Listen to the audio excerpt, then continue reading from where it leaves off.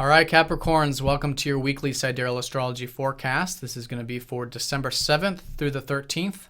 My name is Athen, and this is for Sidereal Astrology, very different from mainstream astrology, which if you're new to this channel, be sure to check the description down below. All right, Capricorn, so a very transformative week as it has been this later part of November, early part of December. And it's particularly involving Mars, who's been in your ninth house of philosophy, of your life path. Perhaps a lot of you have been very motivated or driven to learn more about spirituality, philosophy, maybe to do some traveling, more of the adventurous spirits of life. Anything that opens your horizons, whether it's of your mind, whether it's of, physically, such as through travel or emotionally or spiritually. And with that drive, there's a lot of things changing. And, the change has been particularly with Pluto from last week. These first couple days of the week, we are finishing up that first degree orb of that. But Mars does oppose up to Uranus midweek around Thursday. So we're still very much in this T-square. So the key with this is to be open to change with your philosophy, with your worldview, with your outlook, which has been where there's been a lot of this motivation and drive.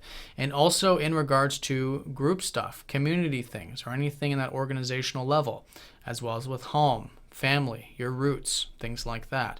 That's Mars ruling both your 11th and your 4th.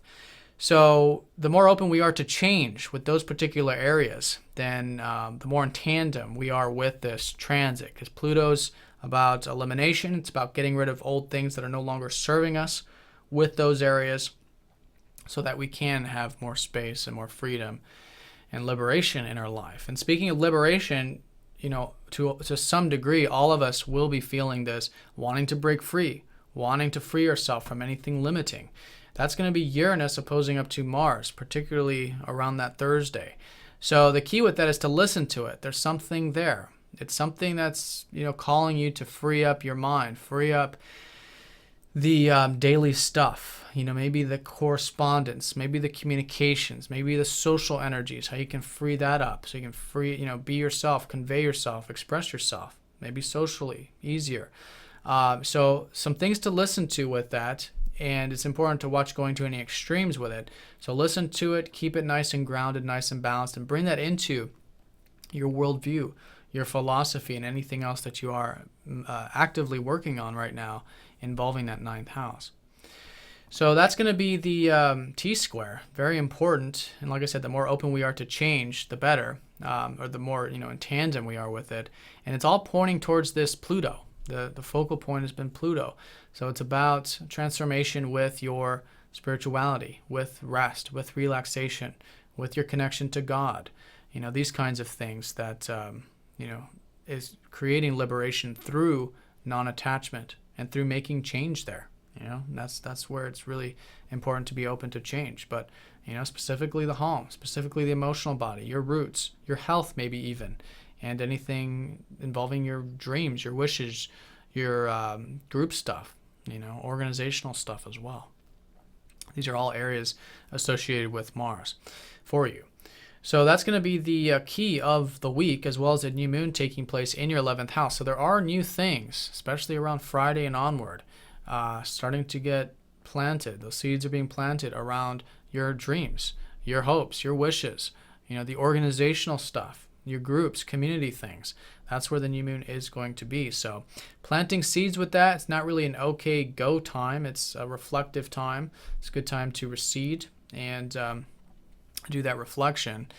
And through that, going into the next 2 or 3 weeks from this, there'll be more forward-moving momentum, more culmination.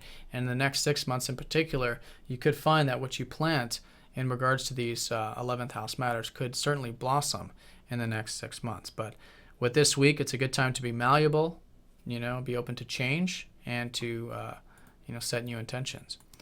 So those are the two keys of the week. If you look here at the transit graph, there's a lot going on. So on Tuesday, we do have Mercury squaring up to the North Node. So there is a lot to learn about our life path for you about that ninth house, philosophy, spirituality, perhaps, travel, things like that, your worldview. The sun does trine up to Uranus, which could be quite exciting. All right, so there is this freedom here supporting you, even though there's a lot of things changing this week, specifically supporting that community stuff, group things. Could be an exciting time for that. Maybe even with those ideals around Tuesday and Wednesday. The sun does square up to Chiron at that time too, so there could be some healing. And the healing is particularly around your financial, material, your values in life, which has been going through a healing with Chiron. But that's all finishing up with Chiron going into Pisces in January. And Mars opposing up to Uranus. We talked about that. Then the new moon on Friday with Venus trining up to Neptune. So there is this easygoing energy about this sort of Friday time period. And for you, it's about your self-expression. It's about maybe that philosophy, spirituality, things like that. Maybe even your career. Venus rules your 10th house. So it could be an easygoing time around that day for you in regards to that.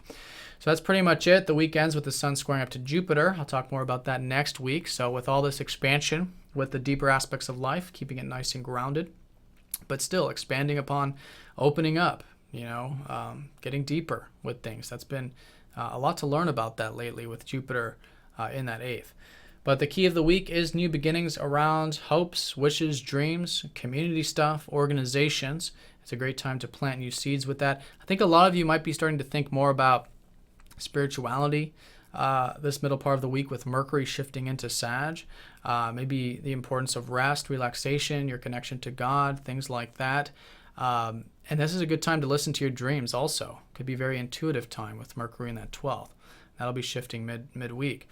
But the key is that new moon and this T-square involving change with those 11th house things, hopes, wishes, organizations, as well as your philosophy, your outlook, your worldview, and how you communicate and how you socialize, which can be very liberating when it's done in that slow and healthy way.